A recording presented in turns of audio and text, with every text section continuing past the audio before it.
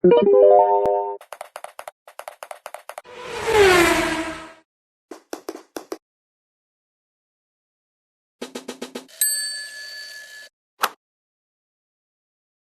I'm Ivy Rivera. I'm a psychic medium, a Taino Airwalk, and I own a school called the Ivy League Psychic Academy. Now, tonight is Mythbusting in Lightwork and intuition. I'm going to tell you what the biggest myths are floating around out there still today and what the truth is behind them. First myth, people say, I am ready to receive more. I want more. I want more. Why am I not getting more? Most commonly, people will say, I want more downloads.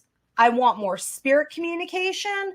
And I want more intuition and healing abilities. Here's the truth behind that myth. The act of incessantly wanting more is coming from a place of ego. And we need to remember that spiritual work and spiritual development and real enlightenment doesn't come from a place of greed. It's not like your material life. This is a completely different thing.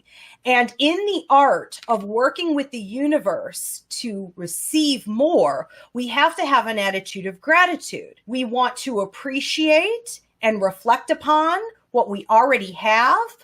We want to process it and apply it to our lives.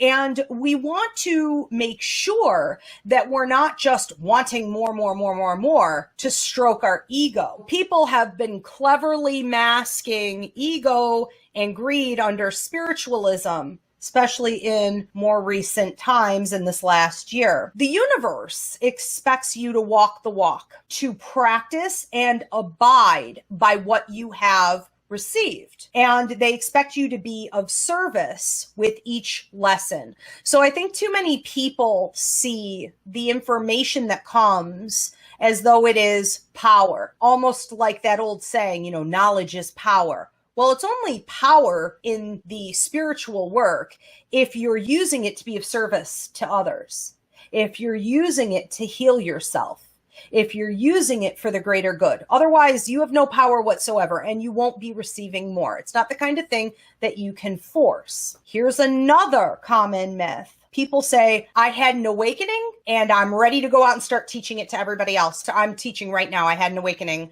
And they feel that this is somehow something that they're called to do, or they want to believe that.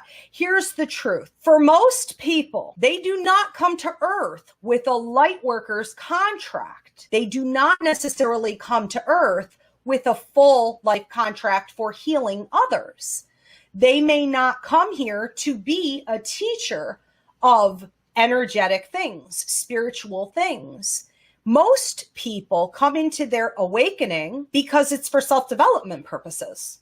We are all supposed to have an awakening. It isn't something special. It's a natural part of the human process because we have to remember that we're not human. We're spirits in a human meat suit. That's all this is. It was never supposed to be something special. An awakening, connecting spiritually with your ancestors, with your guides, healing, the art of helping others through your intuition, all of that used to be common practice. And in the native system of doing things, connecting back to your ancestors, and for many of you, your tribal roots, we need to remember that this is just a way of life. For most people who come into spiritual development or an awakening, a kundalini, it is going to be about self-development and the growth process. We also need to make sure that we understand that an awakening is kind of like an onion. There are many, many layers to this. There are many, many lessons that come along with it. There are many tests that will also come along with it. So the second you have one, it's not time for you to get out there and start teaching other people all about it. You have a long, dirty journey to go through, okay? An awakening is not fun and games. It's to be taken seriously, and it's a time for you to be mindful, still, and introspective. Here's another common one. People say, I went to a class, I went to a certification, I read a book, I got the DVD, I can teach better than these people, or I can reteach what I learned. And I should, because I feel that's a calling for me if I could do it better even than them. People often want to go get certifications, they want to take classes, and they want to do it to be able to go out, reteach, and get paid for it. Here's the truth. That's an entitlement attitude, and it's often appropriation. As a Hispanic, as a Native, finding that I've had my curriculum stolen 12 times by people who felt entitled to take it for themselves and put a Caucasian stamp on it and be able to resell it easier than I could or for more money, because that's what's commonplace, is theft. And this happens to people all the time. It is not a sign that you have a calling on your life to go reteach anything if you're stealing it from someone else. What you should be doing, and this is obvious, is to honor whatever was given to that person through spirit, through their own research, through their own creativity and efforts, by sending other people back to them.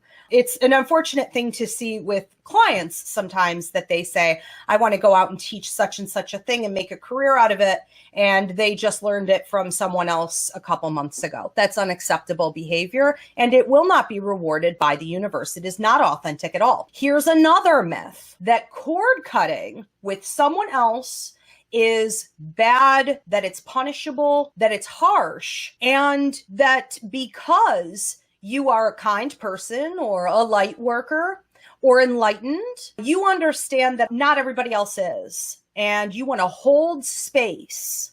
Even if the other person is causing you harm, disrespecting you, is toxic in any way, you think that you will be rewarded for giving them healing. No, not at all. So here's the truth. You have a responsibility to, at all times, choose self-love, self-care, self-respect, and you are expected through law of attraction, through the laws of the universe, through the laws of manifestation and good karma, you are expected to take care of yourself by setting healthy boundaries and staying in your lane. When you allow for someone with toxic behavior to step all over you or take advantage or misbehave, and you don't address it and set those boundaries, sometimes even having to leave and cut them off, what you're actually doing is you're enabling them,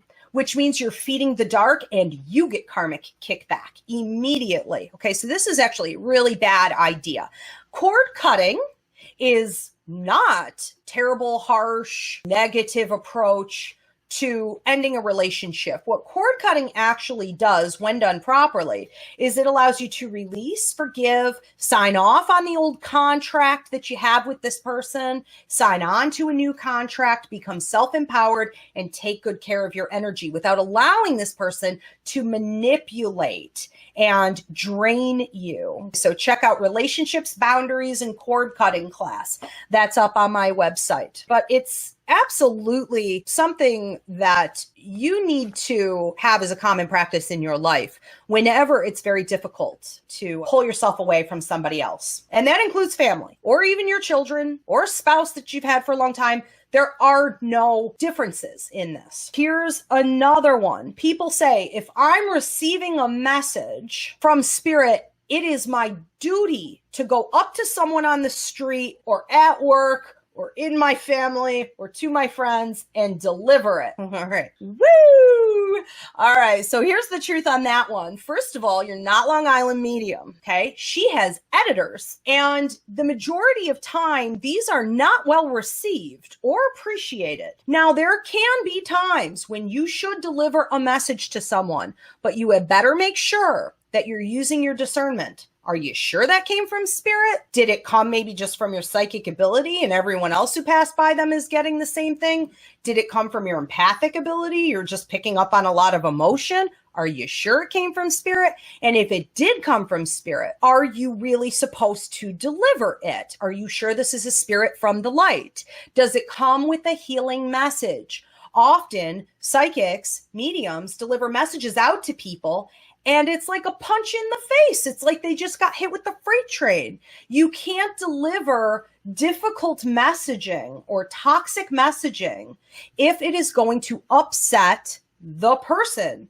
Unsolicited messaging. They didn't want it. Okay. They didn't ask for it. And it's often not helpful, especially if you didn't tell them what to do about it. So I always train my students, you have to give a healing message. You can't say anything to anybody that could be misconstrued or taken as negative unless you have a healing solution. A lot of people will say, well, I'm accurate, so I'm just going to say it.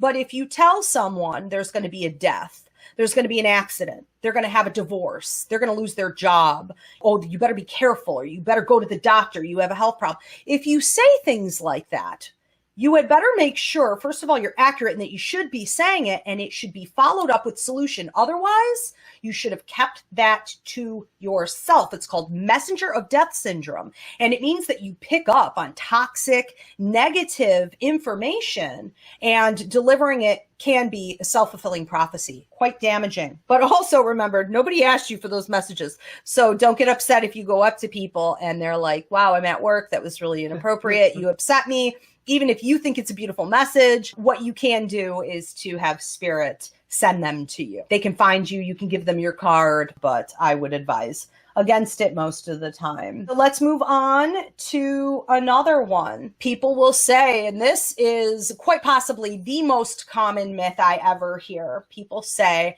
having intuitive abilities, psychic, mediumistic, empathic, is a gift.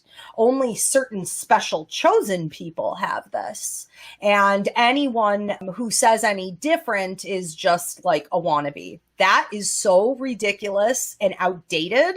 I'm shocked when I still hear how many people believe this. Pretty much everybody internationally believes that still. It's not a gift, it's innate. Psychic ability, everybody uses their psychic ability, their gut instinct, their intuition every day on earth, or they'd be dead. That's a given. It's just natural. It's not special. Some people do have it to a heightened degree and it can be quite impressive, but everybody has it. Mediumistic ability, everybody has it. Spirit does not care whether or not you believe that you're a medium or not. Spirit does not care whether you believe in the continuation of life after death or not. If a spirit wants to communicate something to somebody, they're going to use that person. Actually, those who don't believe tend to be most vulnerable to mediumship, and even things like trance mediumship, where a spirit can go right into the body and speak right through their mouth. All kinds of interesting things can happen. That does not require your involvement. Okay, so mediumistic abilities are also innate. I also believe, and here's one nobody's going to like to hear if you've been thinking this is really special, empathic ability. I believe everybody has it. I don't believe that everyone's using it wisely, constructively. I think people are abusing it. I think when we look around and we see a high number, an increase in narcissists and sociopaths and psychopaths in our society, especially here in America, I think that's from generation after generation of empathic ability gone awry. And people are learning more and more about how to use it for wrong. But I believe that there are 4 different levels to empathic ability, and those are the lower levels as well. However, when people do hit the 3rd and the 4th levels of empathic ability, you guys could check out this empathic awareness class. That's where we start to see some really unique abilities. Okay, so empaths, especially at the 3rd and the 4th level, are automatically mediumistic and they're automatically psychic to a heightened degree. So that part is true. Here's another myth, that the deceased cannot communicate for a year to a year and a half after they have passed. This is still being taught internationally, largely today, everywhere you go. I'm not sure where that came from, and I'm not sure why it's being perpetuated, other than I think some mediums can't connect. And so they use that as an excuse instead of just saying, I'm sorry, I couldn't connect. There is absolutely no truth to this whatsoever. So we can actually communicate telepathically, energetically, spiritually while we're alive. We can do that while we're in the death process, and we can do it immediately after. Okay, to learn more about that, check out my death coaching class on here. Here's another one. Shame on you. You should be ashamed of yourself for charging any money or asking me to give you anything. If you gave me a reading or a healing because it's a gift from God, you're lucky to have it and you owe me that. Ridiculous. Just giving the patience that would be required to work with someone like that alone deserves a charge and a tip. But a lot of people do have that attitude. And you don't need to explain yourself, but let's think of it this way. You're giving your time, your attention, your energy, your kindness to this person, and you should have an energetic exchange. And this is very similar to like the fourth thing we talked about earlier with setting boundaries with others and cord cutting and things like that. It is your responsibility to do so. You could actually find yourself cut off from your mediumistic and healing abilities if you are out of alignment with the law of the universe that requires reciprocity. There's a time to be of service and receive nothing in return. It is not when the person in front of you is demanding that you owe it to them because they feel entitled to receive it. And it's a scam to say to you, well, you got it from God, therefore, because that's also a myth and they think they can guilt you into doing that for them. Another common one is that through law of attraction proves that you attract to you what you are. So if you attract a bunch of negative, toxic friends, and you are always tied up in love relationships that end up being really harmful for you, that you are attracting what you are, so you need to do shadow work, it's on you. No, absolutely not. We attract what we offer. So we attract people who want and need what we offer. Now, this is especially true for empaths.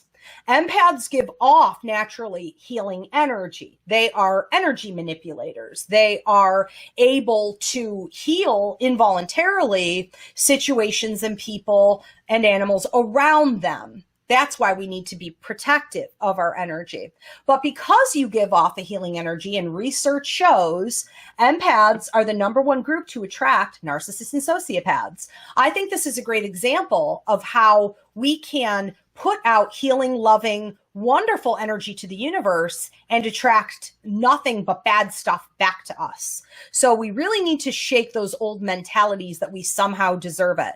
It forces a lot of people to look at their karma and to wonder if they have some kind of bad residual karma from a previous life or they're being punished in some way. And that is absolutely not the case. Okay, so we need to look deeper into that. Again, check out the empathic awareness class. I talk about it there. All right, and here's the last one. There are a couple more, but we're not going to get to them all today. Do a myth busting class. For those of you who are attending my psychic mediumship course, we do a full-length myth busting class about 2 hours long. That doing any kind of intuitive work, mediumistic, or spiritual work is of the devil, and you are putting yourself in danger. You're harming others and you're opening up Pandora's box. Oh my God, what might happen to you? This creates so much fear in people that I literally have students coming in like shaking and losing family and feeling like they're kicked out or literally being kicked out of their social group or their church. That is outrageous to me, but it is still extremely common to see. There's not a group that I work with where we don't have probably a quarter to half of people, sadly, that this happens to. You have to remember that people who are saying that to you have been programmed. They may not be the brightest bulbs in the box, and they aren't thinking for themselves. They're robots, they're zombies, they're sheep. They've been brainwashed, and the church made a lot of profit off of ideas like that. If the church trained people for hundreds of years to believe that only the priest, the Vatican, or whoever was at the top held the power to communicate with God, then you would give money and you would go to that person. Everybody needs God, right? Everyone needs help. And they put it up on a pedestal, and it was a way to control government. It was a way to perpetuate the patriarchy. It was a way to brainwash you, cut you off through colonization also from your roots, from your tribe, from your history. And okay, all of that belief that there's something dark out there that's going to take over you, it keeps them powerless to also protect themselves. So I find that those that have the most trouble with possession and paranormal activity, demonic hauntings in their house or of their energy in person, those are some of the most religious people I've ever met. So don't be taught that any spiritual work we do is of the devil. Discernment, absolutely important for you to understand the difference between light and dark energies, to make sure that you're only communicating with spirits from the light and things like this. But the idea that hiding your head in the sand and being afraid of it is going to protect you is ridiculous. You have to get educated, and you have to start actively working with the energy, only feeding and supporting the light. And that's what actually gets rid of any negative and dark energies. And developing your abilities when done properly is certainly not going to open up the door for the devil. So those are some of the most common ones. So what is light work? I think most people think of light work as being a calling, a duty, a service that certain people come to earth with. They are supposed to give healing to other people, and they're supposed to help people to remove blocks from their energy field, whether it be past life, mental, emotional, physical. They're supposed to help people to stay on path with their life contract. So that means that I find the majority of people are not living on purpose. The majority of people are in the wrong career, in the wrong marriage, living in the wrong location. They're not doing what they signed on to earth to do. And the idea of a light worker is someone who's capable of sort of putting you back on that path and getting you healthy. I think it has a lot of different meanings for different people these days, especially with the awakening really kicking up in 2020, and everyone's saying, I'm a light worker, or I want to be. But it is a very sacred thing, and it is something that I see people are appointed to do when they have had many past lives where they've already been working in this work. Different ways, different times, but leading up to that position, helping people to heal. Well, and you have to remember that people who come up to you and demand or try to manipulate you into giving it for free, that they are takers in all areas of their life. So they're the ones, that's Karen at the supermarket in front of you who's demanding that she get a discount. That's someone with their coupon that expired trying to fight their way through it. That's someone trying to be stingy about $1. I mean, they do it in all areas. And you have to remember that just because it's happening to you right then, think of how they are out in society. You've bumped into this clown a million times. Set your boundaries and keep them set, because you are being tested. And you don't want negative karmic kickback for that. If you cave, we don't feed that. We don't feed greed. Since Paul took over all my bookings and my messaging systems and all my social media accounts and everything, he gets to see I'm bombarded with it 24/7. Absolutely. And I don't know them. I don't owe them, and I don't know them. And if spirit has you set up to be of service to someone and to ask for nothing in return, spirit will let you know either beforehand or when it's time. They'll tell you first. That's so true. Yeah, we attract what we offer. And I think it's such a healthy perspective to have. Instead of getting down on ourselves, we should be like, wow, I must really be doing something right. It reminds me a lot of the leveling up system. For those of you who haven't checked out my Fighting the Dark class on here, I talk about the 5 different ways you get under attack every single time you're about to level up. This is another great aspect of that. When life is getting really hard, when you feel like you're taking one beating after another, could it be that something amazing is right around the corner and you are literally about to level up in a huge way? And often it's everyone closest to you too that gets in on the attacks. What is happening? It's all the same thing. I'm doing free readings now. I do free readings every Monday. I do help people all the time. It's not like giving and then stopping giving. It's like you should always be of service, but it has to be appropriate. It has to be within your lane and your calling. So being of service, not collecting any payment, is going to be part of your lifelong journey for sure. But as far as not charging for your readings while you're practicing and you're perfecting your craft, your payment is really the client's feedback. It's really getting an opportunity to practice. It's really having a chance to figure out what it is that you need to learn next. And you should, at the very least, not everyone will be willing to do it, but at the very least, if you're going to give somebody a reading, ask for constructive feedback as your payment. And the minute Spirit tells you that you need to start charging something or trading or whatever, I wouldn't stall too long before you do that. Well, it was a pleasure doing this one with you guys. Hope you liked it. And if you want to join to become a member, you can hit that join button. You have a great night. Thanks, Paul. You're very welcome.